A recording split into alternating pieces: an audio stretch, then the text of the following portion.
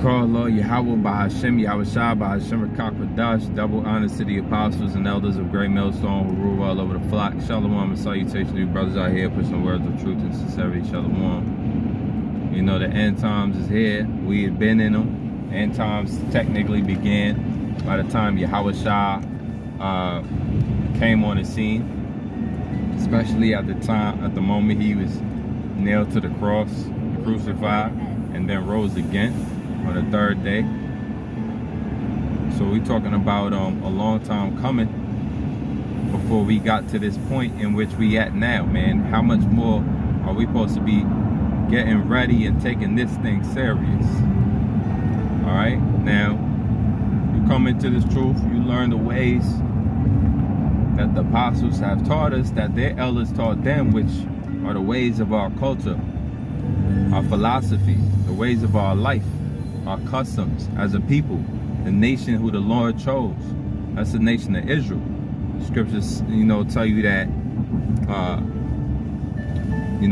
scriptures, the Lord talks about Judah being his firstborn, Israel being like his firstborn, Yashawan, or Jeshurun.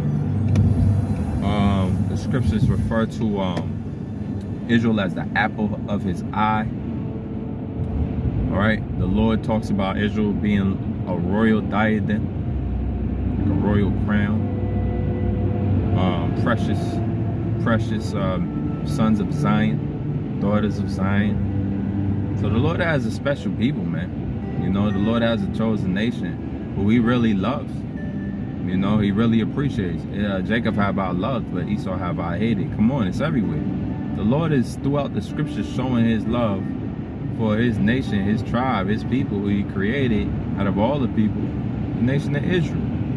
And here it is, with years later, all right, after the beginning of the nation of Israel, and he chooses them and has Moses give them law, statutes, commandments. Years later, because those people went off, he still, out of the love that he had for his chosen, sent us away, sent us a Messiah.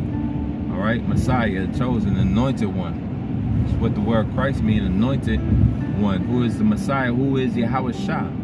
Yahweh Shah was that son of David, all right, out of the root of David, that in the book of Revelation is called a lion. He's called a lion of Judah. So Yahweh Shah came out of the tribe of Judah, out of the lineage of his father Joseph. Okay, including his mother Mary, who was also of the lineage, out of Israel, out of Judah. And so we have the nation of Israel now. And now fast forward even 2,000 years after Yahweh Shah, you have the world forgetting that they are not all belong to Israel. They cannot claim to be Israel because Israel has and always will be a seed line dealing with your seed of your father. The scriptures talk about the the pedigree of our father. And so we can see now, the Israelites are here, but who are they, right? And then you learn your nationality. You learn that the tribes of 12 tribes of Israel are scattered all around the world. And then, but you understand that, well, these men who the first Jews, all right, the so-called Jews are black. All right, you get that understanding, that clarification. So the true Jews are black, according to the message of Yahweh Shah in the book of Revelations and Daniel 7 and 9, and Daniel 10, 5 and 6, and the scriptures that tell you how the Lord himself is as a man with texture of wool, hair of wool, which those are the people who are called Negroes today, with that woolly hair. So you learn more about these men, you learn more about the truth. And what do you have, man? You have understanding, you have edification, you have a new learned worldview. That, okay, the Messiah who was spoken of in the scriptures since the days of old to redeem and buy back all people, he's coming back. He came already. He went on the cross. He died for the sins of those that believe in the nation of Israel. And he's coming back. He said he's returning. This time he will not meet thee as a man, but he's coming back with his host of angels with him. All right, to do what? To separate the sheep from the goats. Okay, that's what's going to happen. It's going to be a great slaughter, because it's also written that the Lord said, you know, bring them hither that will not serve. The Lord said, listen, I come not for peace, but I come with a sword.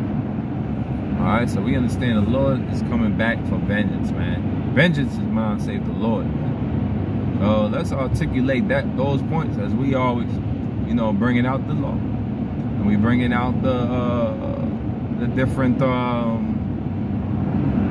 errors in the scriptures, bringing out the different captivities. You might be bringing out, you know, a multitude of things you can go into in the scriptures, the customs of the nation of Israel, and families, and marriage, and I mean, there's many topics, but what happens to be a very pivotal, you know, important topic, all right, that might need some precedence over the rest, is that the Lord, Yahweh Shah, is returning. Yahweh Shah, the King of Kings, man, the Lord of Lords, Yahweh Shah, is on his way back. And when he comes back, he's going to redeem his elect, man. I mean, he's going to purchase us. All right? He already did with his blood, but he's going, now this time he's coming back to gather us, to collect us. And where are we going to be collected? First of all, we're going up in them ships and them chariots. And after we up in them chariots, where we going to go?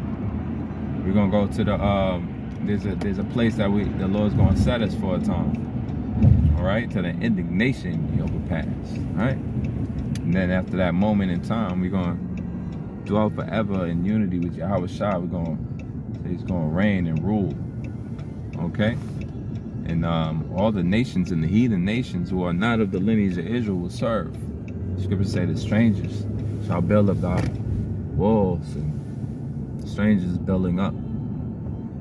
So there you have it, man. You know, where we are now, and the importance of repeating and rehearsing the righteous acts, and getting ready and overall preparing for the day of the Lord.